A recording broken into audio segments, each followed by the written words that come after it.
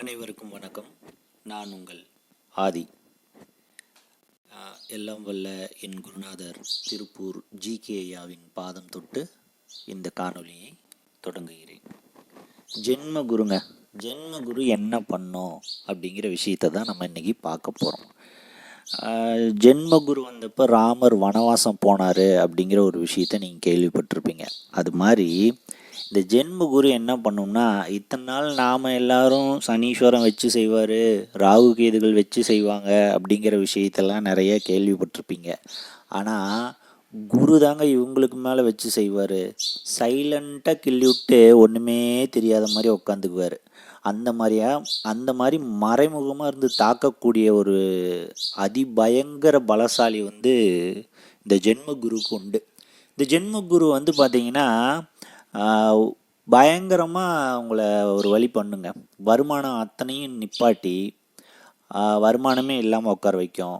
கஷ்டப்பட்டு தடுமாறி முன்னேறி வந்த உங்களை உனக்கு எவ்வளோ ஈகோ இருக்குது அப்படின்னு கேட்டு தலையில் அடித்து தட்டி உட்கார வைக்கிற மாதிரி யாரோ ஒரு ஆளை கூட்டிகிட்டு உங்கள்கிட்ட சண்டை போட்டு எல்லா நெகட்டிவ்ஸையும் உங்கள் வாழ்க்கையில் மறைமுகமாக பண்ணும். ஆனால் நீங்கள் நினச்சிட்டு இருப்பீங்க, எனக்கு சனீஸ்வரன் தான் வச்சு செய்கிறாரு, இல்லை ராகு கேது தான் வச்சு செய்கிறாங்க அப்படின்ட்டு. இந்த ஜென்ம குரு மிகப்பெரிய தலைகுனிவையும் அவமானத்தையும், இது வரைக்கும் நீங்கள் பார்க்காத அவமானத்தையும் வச்சு செஞ்சுட்டு போயிருங்க. வருமானம், நல்ல வருமானம் வந்துட்டுருக்கோம். அந்த வருமானத்தை அப்படியே டோட்டலி ஸ்டாப் பண்ணிடுங்க. ஜென்ம குருக்கு அவ்வளோ ஒரு பலம் இருக்குது. இந்த ஜென்ம குரு என்ன பண்ணுதுன்னா, உங்களுடைய ஈகோ தான் ஃபஸ்ட்டு டச் பண்ணுது. ஈகோனா, நான் எவ்வளோ கௌரவமானவன் தெரியுமா, நான் எவ்வளோ முன்னேறி வந்தேன் தெரியுமா அப்படின்னு உங்களுடைய கௌரவத்தை பற்றி நீங்கள் பேசிகிட்டு இருக்கும்போது நீங்கள் எந்த ஒரு தவறுமே செய்யலினாலும் இந்த ஜென்ம குரு உங்கள் கௌரவத்தை வச்சு செய்யும். இப்போ இதில் நிறைய பேத்துக்கு ஜென்ம குரு நடக்காது. வீட்டில் கணவன்மாரோ மனைவிமாரோ இருப்பீங்க. அவங்களுடைய வாழ்க்கையிலையும் இந்த மாதிரியான ஒரு மிகப்பெரிய அவமானத்தை கொடுக்கும்.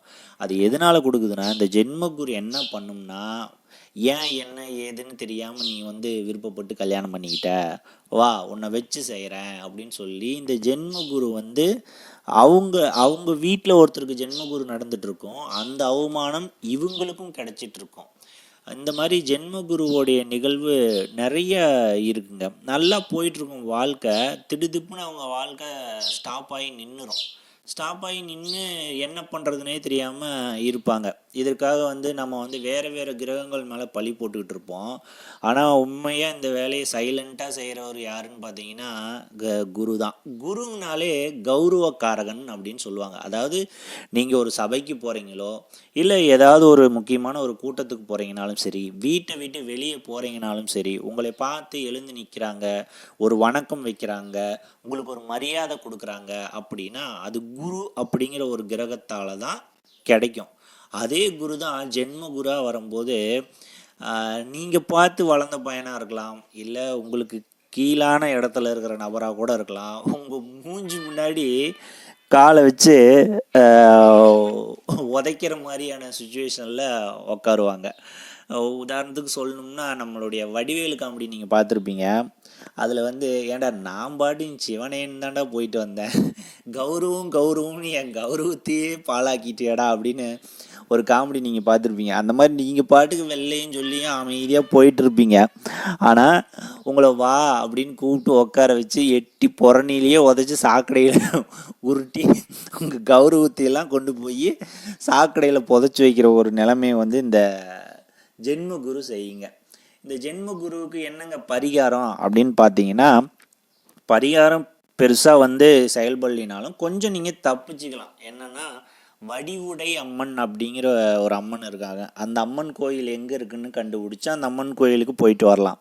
அப்புறம் பச்சரிசியில் மஞ்சள் கலந்து வீட்டில் பூஜை அறையில் அது மேலே ஒரு விளக்கு போட்டு வணங்கிட்டு வரலாம்.